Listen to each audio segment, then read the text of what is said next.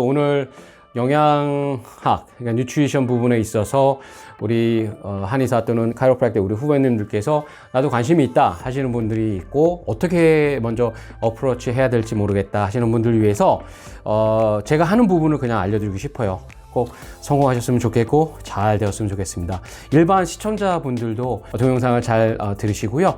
나에게 맞는 비타민과 미네랄이 어떻게 잘 내가 섭취하고 있는지 한번 따져보는 것도 좋은 시간이라고 생각합니다.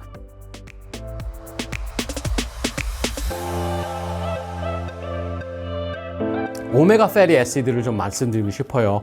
오메가 패티 애시드가 어떻게 보면 쉽게 얘기할 때 피쉬 오일이라고도 얘기를 하거든요. 오메가 패티 애시드는 많은 분들이 얘기하는 게 있어요. 제가 크릴 오일을 먹어요. 크릴 오일. 어떤 코스코라던가 샘스클럽 파는 크릴 오일을 먹어요 얘기를 해요. 근데 저 같은 경우에는 크릴 오일을 드실 때 반드시 그 크릴 오일 안에 있는 레이블을 보시고 그 용량을 보시기 바랍니다. 제가 추천하는 오메가 패티 애시드 3는요, 오메가 패티 애시드 안에 EPA와 DHA라는 성분이 있는데, 어른 같은 경우에는 EPA의 그 용량이 DHA의 용량보다 2배가 많아야 돼요. 2배가. 아셨죠? 그 대신에 사춘기의 이런 성인이 아닌 사춘기의 우리 학생들 같은 경우에는 DHA의 성분이 EPA보다 좀 더 많아도 훨씬 문제는 되지 않습니다. 무슨 얘기인지 아시겠어요? 그러니까 간단하게 만들게요. 어른은 EPA가 더 많아야 돼요. DHA보다. 그리고 사춘기 아이들은 DHA가 EPA보다 더 많아야 된다. 더 많으면 좋다라는 걸 말씀드리고 싶고요. 오메가 패티 애시드 같은 경우에는 저 같은 경우는 보통 하루에 3000mg의 용량을 드셨으면 좋습니다 라고 말씀드리는 편이에요. 보통 제가 먹는 오메가 패티 애시드는 한 캡슐에 1500mg을 포함하고 있거든요. 그렇기 때문에 그 1500mg 중에 EPA가 DHA보다 2배가 많습니다. 그래서 저는 하루에 2개를 복용함으로 인해서 3000mg을 복용을 해요. 다른 분들 같은 경우에는 1000mg짜리가 있다. 그럼 그분들은 하루에 3캡슐을 드시는 거예요. 어떤 분들은 NRF1 또는 NRF2라 그래가지고 한 5년 됐나요? 5년 전부터 새롭게 곽방받는 그런 서플리먼트가 있어요. 그런 분들은 이제 그 빈속에 먹어야 되는 게 있고, 또는 어떤 단백질이나 팻을 먹고 나서 같이 복용해야 되는 그런 또 서플리먼트가 있어요. 근데 그런 부분에 있어서 많은 분들이 또 얘기를 하시는데, 저는 그냥 편안하게 오메가 패티 애시드 그러면 3알을 먹어야 되는 거면 그냥 아침, 점심, 저녁 하나씩 먹고, 그다음에 2알을 먹는 거면 저 같은 경우에는 저는 그냥 저녁에 먹습니다. 물론 뭐 당뇨가 있을 때라던가 어떤 지병이 있을 때라던가 이렇게 먹는 게 더 좋습니다, 저렇게 먹는 게 더 좋습니다 얘기를 하는데, 저 같은 경우에는 그 부분에 대해서는 별로 얘기하고 싶지는 않고요. 저는 그냥 공복에 먹는 거, 또는 그냥 너무 용량이 많으면 섭취하는데 질리지 않게 그냥 매일매일 조금씩 하루 3끼 드시면 3끼, 2끼 드시면 2끼, 식사 후에 드시면 뭐 이런 식으로만 얘기를 하기 때문에 그냥 가볍게만 말씀을 드릴게요. 좀 더 동영상을 하다 보면 좀 더 깊숙하게 얘기할 수 있는 기회가 나올 거라고 생각을 합니다.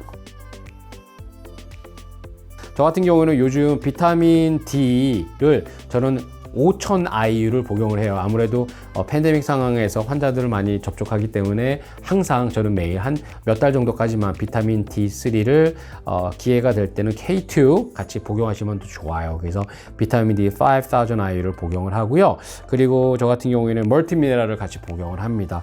제가 생각하는, 제가 복용하는 걸 정리를 했는데요.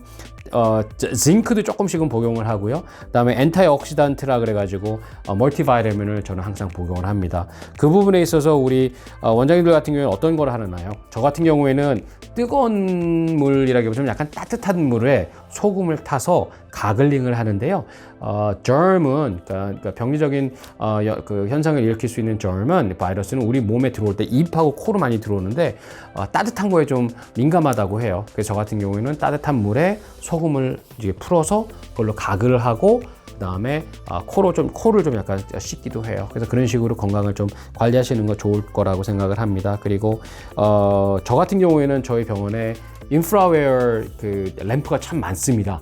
그래서 인프라웨어를 저는 시간이 되면 한 2개 정도 또는 3개 정도를 저를 쬐게 해서 제 몸이 좀 힐링할 수 있게 인프라웨어를 좀 우리 원장님들 같은 경우에는 일반 우리 시청자분들은 인프라웨어를 또 사가지고 하기는 뭐하지만 하지만 인프라웨어가 있는 우리 원장님들 같은 경우에는 인프라웨어 인프라레드 램프를 좀 많이 사용을 해서 몸을 잘 이렇게 좀 따뜻하게 만드시는 것도 좋은 것 같아요. 이렇게 한 상태에서 저 같은 경우는 슈가 그렇죠? 스윗 크레이빙이 있을 때가 있어요. 너무 피곤하면은 스윗 크레이빙이 있을 때가 있는데 이런 부분에 있어서도 짐네마라던가 또는 GLA라는 그런 또 그런 그 서플리멘트가 있어요. 그런 걸 복용함으로 인해서 블러드 슈거가 제가 높지는 않지만 더 높아가지 않도록 제 몸이 힘들 때마다 너무 달달한 거, 달콤한 거를 찾는 그런 습관을 갖지 않게 하기 위해서 그런 서플리먼트를 복용하기도 합니다. 이런 부분에 있어서 앞으로 시간이 날 때마다 뉴트리션에 대한 부분, 임상에서 연결되는 이런 그 정보들을 좀 여러분들과 나누고 싶고요. 치료 환자분들을 보통 하루에 5,000명 정도, 6,000명 정도 치료를 하다 보니까 이제 벌써 참 오랜 시간이 지났어요. 이런 상황에서 제가 생각하는 건 뭐냐면 환자를 치료를 잘하는 것도 중요하지만 환자 치료와 함께 그 병원의 운영, 경영도 참 중요한 것 같고 환자의 관리도 참 중요한 거라고 생각을 합니다. 그래서 그런 것에 대한 부분을 우리 원장님들, 후배님들과 함께 좀 나누어서 같은 지역에 있지는 않지만 그래도 각 지역에서 성공하는 우리 후배님들, 동료, 우리 원장님이 될 수 있도록 좀 저도 어느 정도 일조를 했으면 좋겠습니다.